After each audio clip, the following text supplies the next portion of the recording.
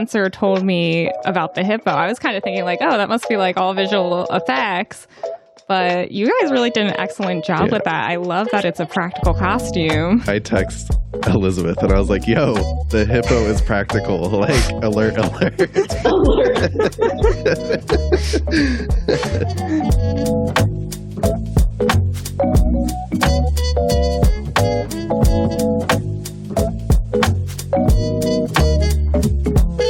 Hello and welcome to the Art of Costume Blogcast. I'm Spencer Williams. And I'm Elizabeth Joy Glass. What's up, Elizabeth? Moon Knight. That's what's up. My favorite new show this year, because it combines my favorite things: Egyptian mythology and superheroes. Right. Oh my gosh, this is the best. I love the finale. It was so much fun. I basically left work early to run home so I could watch it. I didn't even tell anyone. I was like, I gotta go now before Twitter and TikTok spoils it for me.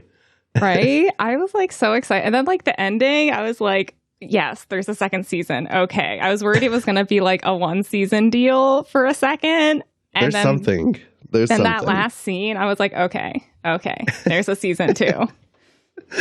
Well, we loved it so much. And Elizabeth and I have been talking about Moon Knight for a long time now. Actually, ever since I watched a show called Mayor of Easttown. You've all heard of it because our good friend, costume designer Meghan Kasperlik did the costumes. And surprise, she's here with us right now. Meghan, welcome to the studio. Welcome. Thank you for having me. Very excited here. It's so good to see you. Every time I bump into you, I'm like, Moon Knight, eyebrows. When are we going to talk about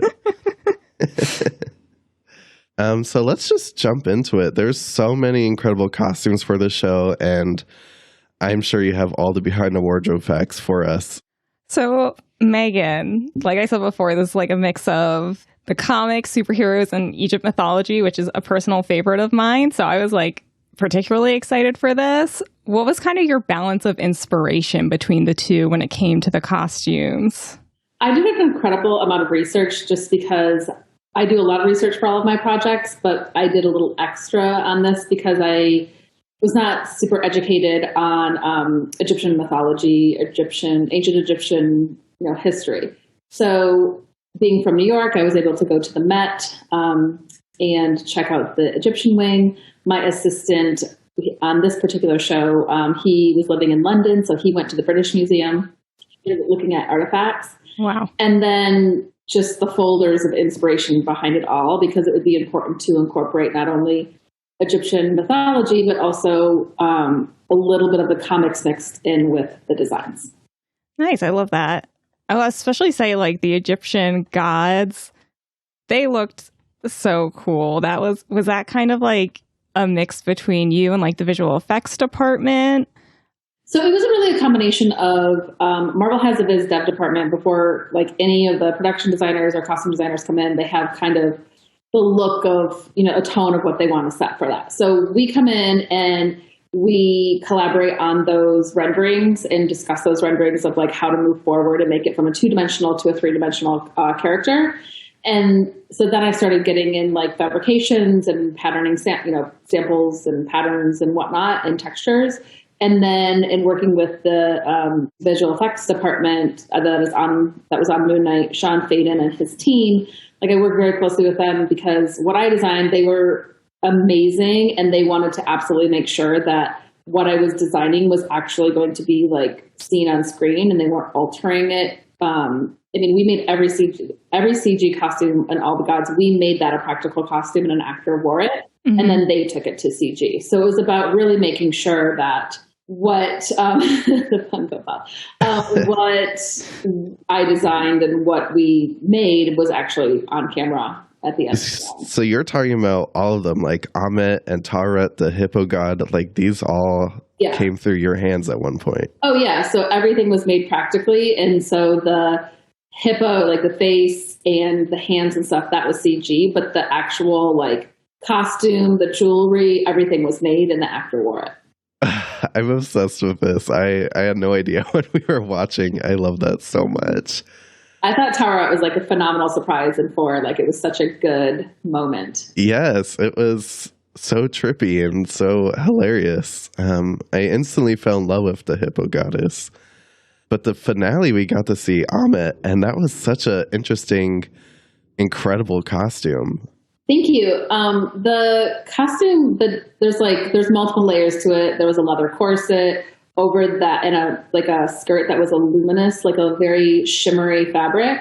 And then over that was an overlay that was a hand beaded dress that was in about 3 different tones and 3 different colors and shades of beads, so that when it moved, it would kind of like she was gliding along, similar to like when you glide along in the water and like the water kind of ripples. So that was the effect it was supposed to have. And I had an amazing person on my team who, after she did one, I said, "Oh, we have to have 2 just in case it breaks." And she just looked at me like, "Oh," she's Italian, and she's like, "Oh, mama," like she did it. It was amazing. So kudos to her. And then the snake, the cobra that wraps around the body. I had an in-house metalsmith that like molded that and hammered it, and then dipped it in the metal and like sculpted that cobra. It was like absolutely phenomenal in person. So hopefully if the costumes, all of them get displayed in Los Angeles like they do, you have to see them because it's like phenomenal how that was sculpted. Oh, yeah, I hope so too. Yeah. On that, like she was personally one of my favorites because I'm like, oh, I can see the Egyptian inspiration, especially in that beaded dress. That I was like, oh, that's on point, and it looked like so perfect, and it was kind of like eerie for her too. Yeah, the way that like she was gliding, and then those like this piece that came down from the head, we made that as well, and then the jewelry, but then like the actual skin, like I gave references and stuff to the VFX team, and then they went from there for the skin tone. Yeah, because it's really, you guys did like a seamless job. I was kind of, until Spencer told me about the hippo, I was kind of thinking like, oh, that must be like all visual effects. But you guys really did an excellent job with that. I love that it's a practical costume. I text Elizabeth and I was like, yo, the hippo is practical. Like, alert. Stop everything. So before we get into Mark Spector and Stephen Grant, I just imagine, I remember when you went away for this project a little bit, you had to do some serious traveling for this. What was that like? Yes, so I did Mayor of Easttown in Philadelphia, in Pennsylvania. Right, which is where Elizabeth's from. Yeah. I love Philly. I totally love it.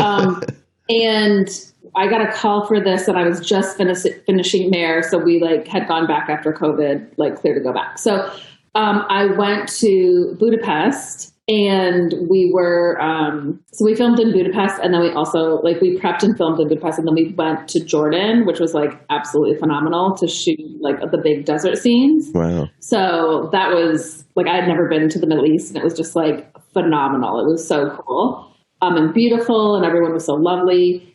And I was in Budapest. The Emmys, I went to the Emmys for Mayor, and then I had to fly from Budapest to LA for the Emmys. I was there for a day, and then I flew back, and I was in Budapest for 2 days, and then we went to Jordan.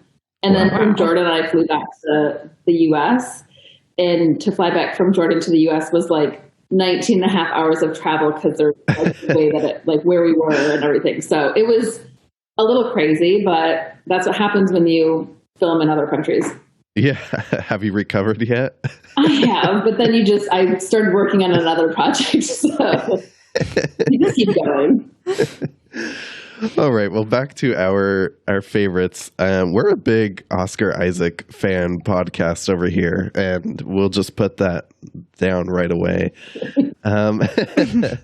Between Mark Spector and Stephen Grant, there's very noticeable difference in style. Elizabeth mentioned in her notes that Mark's more of a classic adventurer, while Stephen is very professor-like in his costume. What was your process for creating these two different looks for essentially the same character, but not really? Yeah, it was very important for Oscar and I that they were different characters, but there would the transition was we had to figure out how that transition would take place. So we started with Stephen first because that was kind of something that we had to okay, Stephen has to kind of look cool because he lives in Brixton, but he's not cool. Brixton kind of, the Echo Park or the like Williamsburg or Greenpoint type of area. Like it's like cool, but there's also people who like to live there, but they're not like dressing the part. So how can we make him look kind of in that area, but like not necessarily the coolest guy? So I found these like really great shirts in New York, these vintage shirts. And so we kind of played off of that, and like a baggier pant for men is in style. So we cropped that, and I gave him like a heavier shoe and these chore jackets. And we're like, well, it looks like kind of cool. And as soon as he put it on and he kind of like slouched down a little bit, I'm like, we're finding the character. Like, so that was great. And then I had a like white sock. I had a lighter color sock, and he's like, well, Oscar's like, how about a white sock? And I was like, we're going to make it gray because then it'll be like the Moon Knight suit. Ooh. So the sock is like a nod to Moon Knight because I also didn't want it to be a white sock like another iconic character in life. Right. So that's where we changed that up. And then with Mark, I feel like he couldn't be like too cool. He couldn't stand out and I also didn't want him to look like your stereotypical like action figure in like a leather jacket and like jeans. So for the image that you're sharing, this is like one of my favorite contemporary looks of the whole series. Oh yeah, I'm obsessed with this jacket, Megan. It's so cool. When Oscar put this on in the fitting, he put it on the first fitting. Like we had like the first fitting I did was in New York, and I had like racks and racks for Steven, and like we kind of figured it out there. And by the time we got to Mark, I had like, I don't know, 3 things on the rack. I like had nothing. But I was like, I feel like this is kind of what direction we need to go, and we'll play off of it, and then I'll fit the rest of it when we get to Budapest. But he put it on, and I was like, this is it. Like, we're done. That's so dope. And when by the time he came to Budapest and he put it on, I was like, this will be the poster. Like, it will absolutely be the poster. Oh, yeah. Because I wanted him to have like the white reminiscent of the suit with the hood, but like we needed the lighter colors, but like with the jacket that like, it was very intentional that with the jacket, when I knew they would be up on like a sand dune, and when the wind would blow, it would like blow out like a cape, and it was absolutely intentional. And like the moment it happened on set, I like totally got chills because I was like, oh my gosh, this is actually a costume moment where like your vision actually happened. I'm getting chills right now. It's so cool. I love that white jacket, but really both of them had such interesting fashion. And I think Stephen Grant's cool. I relate a lot to Stephen Grant. I mean, he had such a cool job. He worked at a cool area. So I don't know, justice for Stephen Grant. We loved Stephen. We on set when it was a lot of Mark, we're like, bring Stephen back. Speaking of Mark, his Moon Knight superhero costume, something that gave me chills when it first showed up. I was like, wait, hold on. Is this actually the superhero? Looks like a mummy. Like, it's so interesting. It's one of my favorite superhero suits of like all time. It really is up there. It's incredible how far it jumped up the list so quickly. Oh, good. Is this something you took more inspiration from the comic for? So I worked closely with the Viz Dev department, and there was many iterations of this costume by the time I like even started. So in full disclosure, there was a different suit. And when I went to fit Oscar for the first time in New York, we kind of started talking about, we like the mumming wrappings, but we want the suit to have how there's this pose. Like, you need to be strong and have stature. And so we wanted to add the armor to it. And so that was kind of something that was like adjusted in it. But I think that more for me, it was the color I knew was going to be a challenge. Because in the comic, it's white. So, there's actually, I take it back. There's multiple versions of the suit in the comics. But it's predominantly white because Moon Knight says, I wear white so you can see me coming. So they can see me coming. So it's instead of like a other caped adventure type of person who wears all black. Right, who looks like a bat.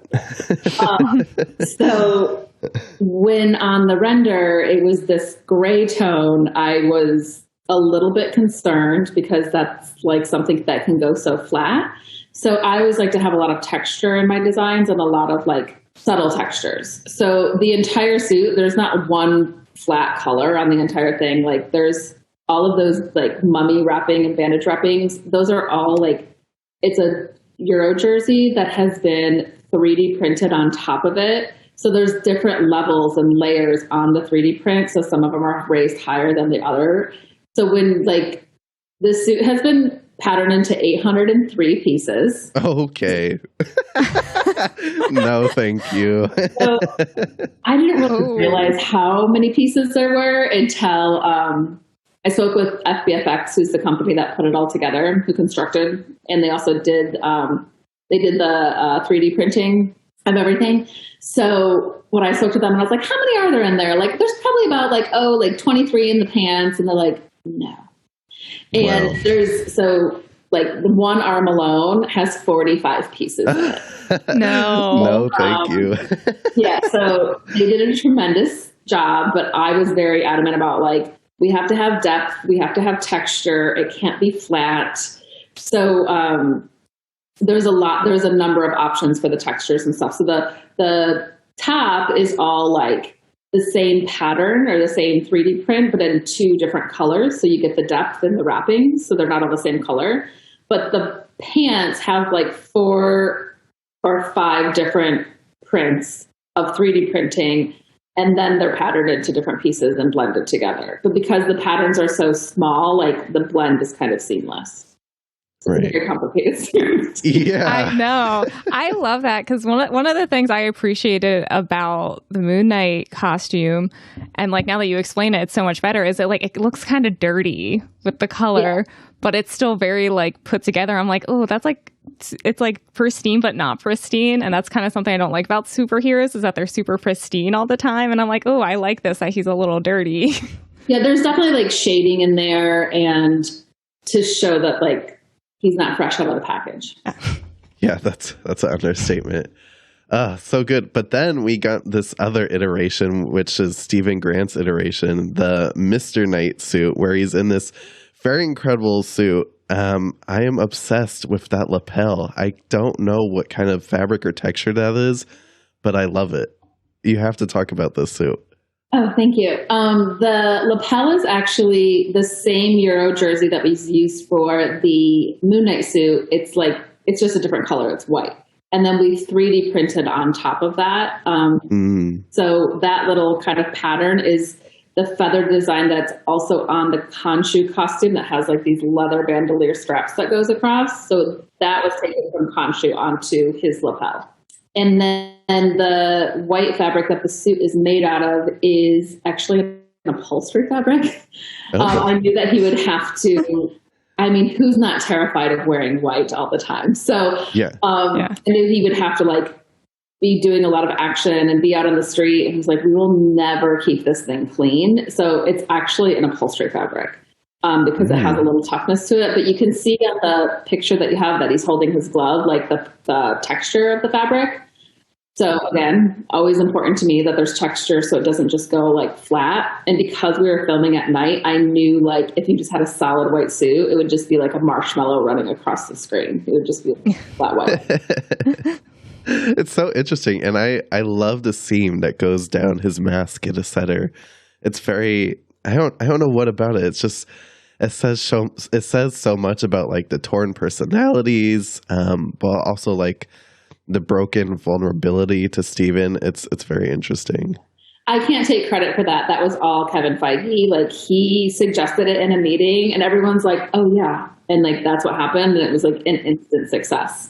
It was great. Oh, wow. Well, I mean, it speaks to the collaborative process between you and Kevin Feige. So that's an answer in itself. Yeah. I mean, it's really in any Marvel job, it's like a full collaborative effort with like a whole team. And they make it kind of seamless in the sense of like they bring these characters into the MCU and they know how they're going to transition. So they don't tell us how they're going to transition. So when you said Elizabeth season 2, I cannot say that if there is or will not be a season 2 because I have no idea. I watched the finale just like everyone else watched the finale. They did not send it to me ahead of time. So, oh man, yeah. Well, we're not here to badger answers out of you, so don't worry. Oh no, but I don't know. We'd be murdered. So well, you wouldn't. that's really awesome. The Marvel Illuminati coming after us. Okay, so another character I found so fascinating was Arthur Harrow. He didn't have too many costume changes, but when he did, they say a lot about the character. I would love to just hear you kind of explain the thought process. Yeah, I worked really closely with Ethan. He is an amazing character actor. So we spoke in depth about the character, how many changes he would have. Should we always have him be in the same costume? Should he be in the same silhouette or the same costume, but in a different fabric or a different color? Like, it was very much discussed and then calculated for like the run of show. So I talked a lot about like cult leaders. Like, if he's leading these group of people, like cult leaders that have been discussed, I would say, in history. They don't wear like flashy clothing. They don't like drive fancy cars, or like if they do, like they have one thing about them that has like a quirk. So it's like, it's their hair or their glasses or like a car or a prop or something of the sort. So that was taken into consideration.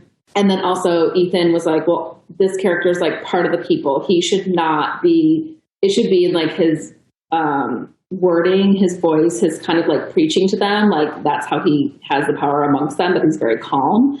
So we talk a lot about monks and how they have such a presence, but they wear very, very, very simple, like a simple robe. So this was kind of my ode to cult leader / monk. And this costume was like his main costume, and it was made out of linen. And it's just like a trouser and a Nehru collar shirt. So it was like very simple, but it just was so impactful. And then you can kind of see it on the one that he's holding, the larger image. He has two bracelets on that are, they're both the same, and they have like Amit's death prayer etched into them. I found, like, I got inspiration off of at the Met. There's basically this really long, like, embodied of like empowerment of death or something. Like, there's this big long scroll. And so I took different inspiration from like the artifact and etched it into his bracelet. And then the sandals, I was like obsessed with the sandals. I was like, you have to wear these sandals. They will like pull the character together. And I kind of want you to walk a little funny. Like, I don't want it to be like, there has to be a different strut to it. And I just think it like all works so seamlessly. Yeah, I mean, that's what I was getting at. I think I was like, he gives off very real cult leader, but I didn't know what that word was until you said it. I'm like, oh, that's what it is. The collar and the artifact that he's holding, it's just all, but it's like something about him that's very comforting and approachable, which is, which really builds to the genius of the cult leader, I guess. In a not good way, I guess. Yeah. Yeah, he definitely has like a comforting look about him, because there were times where I was like, wait, is he really the bad guy? Like, right. He was inviting. Yeah, there you go. So, Megan, we have to talk about the Heka priest. I feel like this is an underrated character in a sense that this was so scary. I was watching this at night, and I was not ready for this. I've told Elizabeth this before. I have a serious problem with people crawling on walls and ceilings. I don't like it. It's true. So I was not okay with this. However, we did get a small look at the priestess costume, and it was so interesting. And I just really want to take this moment to dive into it, because the armor is so intricate and beautiful, even though this was horrifying, and I don't ever want to see it again after this moment. Well, thank you. So the Heka priests were actual like people in the tombs, and basically they were like the embalmers. So when they would mummify the people when they like decided like, okay, you're dying in the tomb, and they mummify you and they take out your organs in those little kind of canisters that are on his waist. Right. Those are canoponic jars. So they are also like an ancient artifact. So that's all like real in history. So this character we knew would be a stunt guy, and that he had to like be chasing her. But when I started making it, I actually didn't know like what exactly was going to be happening. It was just like, there's going to be this character. So we made everything practical, and then we rubberized it so that he could see the action. Oh. So the neck piece, my metalsmith like made all out of individual little teeny metal, like it almost looks like quills or feathers, yeah. like kind of like scales to me. Yes, so it's similar to that, but in each one of those is the Eye of Horus, or like an evil eye, or like a hieroglyph symbol on each individual piece of that. And then we built the chest plate and the leather belt that was this canoponic jars we 3D printed and painted and put on there. All of the jewelry was made. Like, you can't see all of his rings. We had to actually take some of the rings off because they were like, I basically made them very similar to artifacts that were found, but he couldn't do all the action because the skin is actually a prosthetic. Oh. So he couldn't like eventually, like, we made them big enough to get over, but then it was like hindering something. So, you know, put it all on and take one thing off, that whole age thing. But yeah, it was really, in person, it was just like phenomenal. It was so good and creepy. And the stunt guy that did this is more like a Circus LA type of guy. So he could like really maneuver and do all these weird, creepy moves. So in person, it was like great. Oh, I love it. It makes sense now that I said it was rubberized too. I was wondering, I was like, how did he do this? Terrifying. Yeah, equally terrifying was this whole asylum scene, which took me off guard. All the white, and then white really became unsettling in this show. Yeah, it did. And then especially Arthur Harrow is all of a sudden a psychologist, I guess. I was like, oh, wait, hold on. This is different. Yeah, tell us about this asylum scene a little bit. So the importance of the scene was to obviously focus on Oscar and Ethan's characters that they're portraying. But I wanted it to be like overall, like when all of the asylum members are together, all the patients, I didn't want them like, I feel like in a lot of like TV or movie, they always have everybody in the same look. But in reality, that's not like really how it is, because it's just not how it is. So I wanted to make sure that each person had something different on. I knew that I wanted it to be like slightly off-white because I wanted to save the white for Mr. Knight. So Oscar has on like a long sleeve white shirt, but then the other components are off-white. And then with Harrow, if you like look into his, like everything has like a little symbol. So his tie has almost like little teeny pyramids that are like 2 shades. But if you look at it a certain way, it looks like the ripple of a scale because of the way that the pattern is constructed. And then he wears sandals that are similar to the sandals that he wears in as Arthur Harrow in all the other episodes, but they're not the same ones. So that was like a big moment with like Ethan and I were like, do we wear the same ones or do we change them up? So we changed them up, and they didn't end up doing it. But when you couldn't see it, but when Harrow walks away and the blood is on the floor, I actually put like an outline, like on the bottom of the shoe, an imprint is like a little crocodile. Oh. So if they would have like did a close up on it, you would have seen that as like a little Easter egg, but they didn't show it, but it's okay. Oh, okay. I was like, I don't think I would have missed that, but no, they didn't zoom in on it. And he has on like, it was just more so like, how can we make them similar, have little Easter eggs, but also have them be like slightly different, because it was more about, I mean, Oscar's performance in this is just like beyond. Oh, yeah. Emmy. Yeah. All around.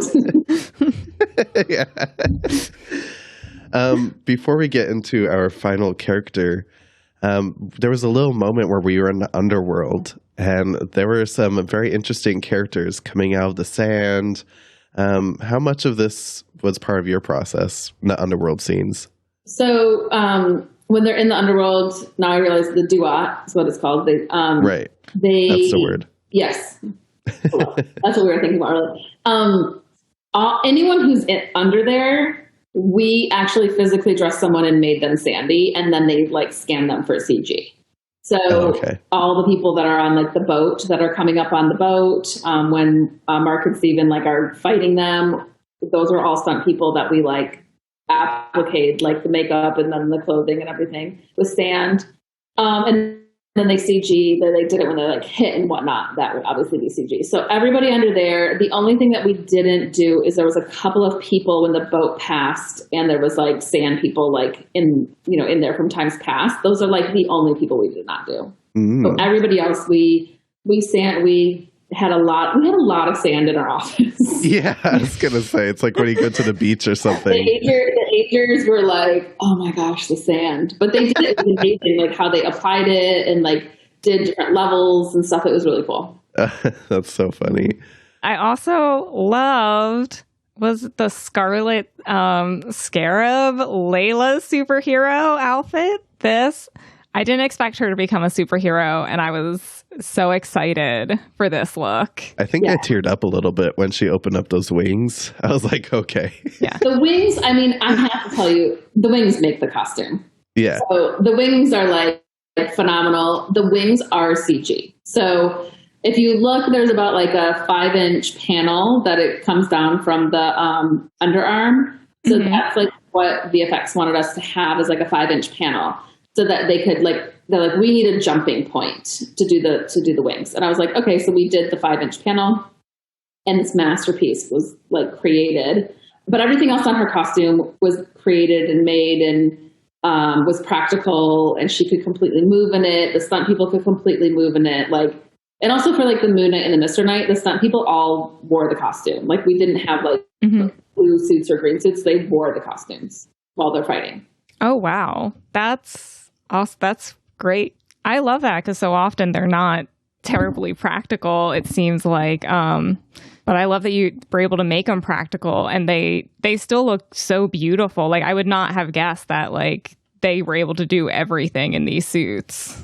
There was like only a couple of scenes where they had to have the harness on to do like flying scenes. So for Scarlet Scarab, we made for the stunt person, we made a soft version of the top of the corset, so that because the leather was so thick, like we couldn't actually go into it. So we made a soft version, and then that was like hand painted and everything. So just so it would be as similar as possible. But other than that, they wore them. That's amazing. And talking about Layla's looks too, when she was not the Scarlet Scarab, she also kind of had that adventurous, giving me like, oh my gosh, Elizabeth, what's her name? Evie from The Mummy. Yeah, she looked so cool. Thank you. I love her. Talk about her style. With her, it was the director for episode like 1, 3, 5, and 6 is Egyptian. And it was very important to him to always have this character be very like Egyptian, but I fought really hard for the fact that like Layla's story, she's Egyptian, but then she like left and moved to London, but also as like a world traveler. You know, any coming of age story that like you grow so much from like 16 to 20 and then 20 to 24 and then 24 to like 30. Those are different points in your life. So I wanted to make sure that she didn't just represent, it was very important that she represented Egyptians, but Egyptians in other cultures and like living in other cities, because how do you adapt from like what you've been living in and then adapting to a place like London, which is like completely different. So what was the evolution of that in her style? So in the jacket that she wears in episode 2, if you look, it has kind of a similar shape to what this corset is at the chest, where the gold and the white meet. Like there's like a kind of a little, just the way, if you go back and look at this, the way that is. And so it's important to bring kind of like that, as well as Towerette's like shape and with the scarab, and then her and like into this final look. And as far as like the contemporary, I wanted to have a little bit more color, but she also like, it was very important that she was sporty. Right. And I pushed very hard with everyone to not have it also be that stereotypical super skin tight, skinny jeans with the leather jacket, because we're not doing that anymore. No. So it was very important to like evolve from the stereotypical action figure to like move forward. And also with May, like she's in amazing shape. She did like a ton of her own stunts, and I wanted to show off her arms. I wanted to show her like teeny tiny waist. And so it was about like balancing that out and she has a lot of texture in her hair. So like, then we won't put as much texture in like every single piece. And so I textured a lot with the accessories, and the accessories had like symbolism, like the serpent and different parts of her rings meant different things. So, and then some of it was just cool. Like everything didn't have a symbol. So. Yeah. Yeah. One of my favorite looks for her was when they were in the desert and she has that like tannish gold zip up and the black shirt. That I was like, I think I need that. That looks so cool. I wish you could have seen the back of the vest that she has on, because it's completely cut out, and then there's like the belt is like holding it like in, and then she can wear it. Like, so cool. This very cool like silhouette in the back. But that fabric is actually military fabric that I found in Budapest, and I just made a vest. So I love that. Made a vest. I just made it. Just put it together. Just the coolest vest. After an 800 plus piece pattern, I'm sure a vest was probably a breath of fresh air. So, well, my entire tailoring department in Budapest was like phenomenal, because because of COVID, we couldn't get like a lot of shopping and stuff, and like getting things taking a long time. So we made like so many contemporary pieces that you normally wouldn't make on for the contemporary characters. So it was really cool that we were able to do that. Yeah. Oh my gosh, I love that. We asked for audience questions. I want to get an audience question. I did see it on Instagram. Yeah. I'm trying to find ones that you will like. For example, one of them's like, what's your favorite costume? People have been asking me, and you're like, oh, how do you pick one child? Yeah. How do you do it? It's hard to say because I love so many. I've never gotten like emotional about a costume. Like but there's a couple on this that I was like, oh, Mark's look with the white jacket. Like that's absolutely the poster. Like I know that's in this movie. Like that's in the show. Like I absolutely know what it is. I was very excited about Tauret. Yeah. Like every single person in my department like touched that costume in a way. Like the metalsmith, the leather worker, the tailors. I had like a in-house painter who was like painting things on it. Like a lot of people worked on it, and it just like got better and better. So that was amazing. I mean, obviously the Moon Knight and the Mr. Knight costumes were great. And like, yeah. I feel like Amit is the underrated costume, because in person it is like a sensation. It's not underrated here, not between these two.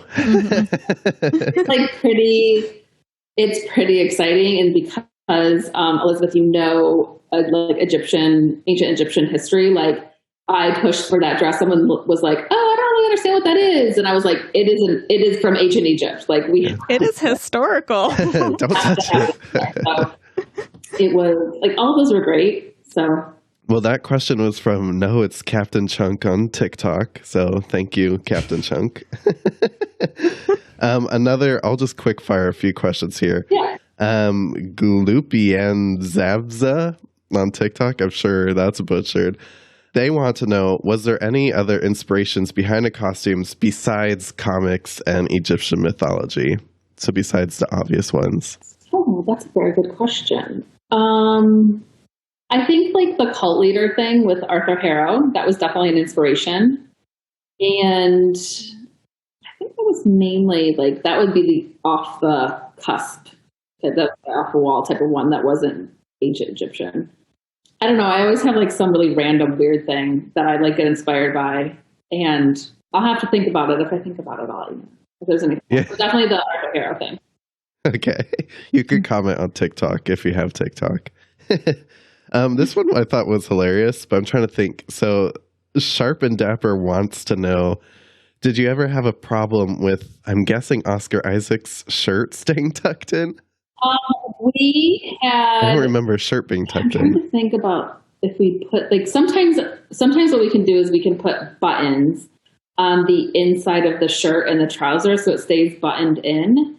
We might have done it on the front, but when we had a lot of action and we had a lot of stunts, we put on the waistcoats on the vest, we put like a stretchy back so that they could do all of their action, and that kind of held the shirt in. Interesting. But that was when the jacket was on. but the jacket comes off, and the jacket originally was not supposed to come off. But then when we did, I don't know if we were doing like a camera test or we were doing something, and Justin and Aaron, Justin Benson and Aaron Moorhead, they did episode 2 and 4, and they're like, "Oh, Oscar, can you like roll your sleeves up, because that is something from the comic." And when I'm very perceptive, I'm like very observant of like what's happening, and all of a sudden my head whips around. I'm like, no stretchy back anymore. Like he's up. So Oscar never had that, but I feel like it was okay. Surprisingly, the front we always were like constantly kind of pushing down, but other than that. And just one final question, which I think is a great one. And Talix_D on Instagram wants to know, what part of designing costumes for Moon Knight was the most fun for you? Oh, the most fun. That's a great question, because most of the time everyone asks me what was the most challenging. The most fun, I think, is that I just got to make almost everything, build from scratch everything. So that doesn't really happen unless you're doing a period show. And because there was so much contemporary, I just had like such a great time mixing up a lot of patterns, a lot of pattern pieces, working with, like I said, my team, and figuring out how far I could push it. There was definitely, one tailor that I had in particular, and she would always be like, "Oh, I'll take this on. I like the challenging things." And it's like, "Oh, okay, you're willing to take a challenge? Like you kind of spoke into the wrong person." Yeah, be careful what you ask for. I will absolutely see what like you will do. And she did like the Khonshu costume was like very hard to construct. So she did Khonshu and Towerette, and she did a lot of the Layla like hard jackets and the vests and stuff. So she did a lot of the trickier things, and I'm very grateful because it was not easy. Oh. Meghan, it is so good to talk to you again. We love the show. It was so much fun, and we're just such big fans. And I'm so grateful that you took the time to talk to us about this. Well, thank you so much. I hope you're feeling better, and I'm sure I'll be seeing you soon. Yeah. Would you be able to tease a thing you have coming up in the future, or are we keeping it on the down low for now? Oh, no, this one I'm allowed to say what it is. And I'm on, Okay. I am on Alex Garland's next film called Civil War. Alex Garland did Ex Machina, so I'm currently doing his movie. Oh, great. Nice. Well, we will keep a lookout for that. Very excited. Thank you. And thank you, Meghan. We will let you go now, and we're going to go rewatch Moon Knight 100 times. Thank you. There's definitely some stars in there, so... Right. I feel like that's the thing. You missed so much the first watch through, but you got to watch it again. It's so good. Thank you, Meghan. This was so much fun. All right, thank you. The Art of Costume Blogcast is hosted and produced by Elizabeth Joy Glass and Spencer Williams. Our audio engineering and editing is done by Dan White. Follow us on Instagram at The Art of Costume Pod, or visit theartofcostumeblogcast.com for all blogcast updates. If you want to support the show, go to theartofcostume.com/podstore. Or you can head over to patreon.com/theartofcostume for some bonus content. For more costume reviews, deep dives, and interviews, head over to theartofcostume.com, a blog dedicated to highlighting the best in costume design.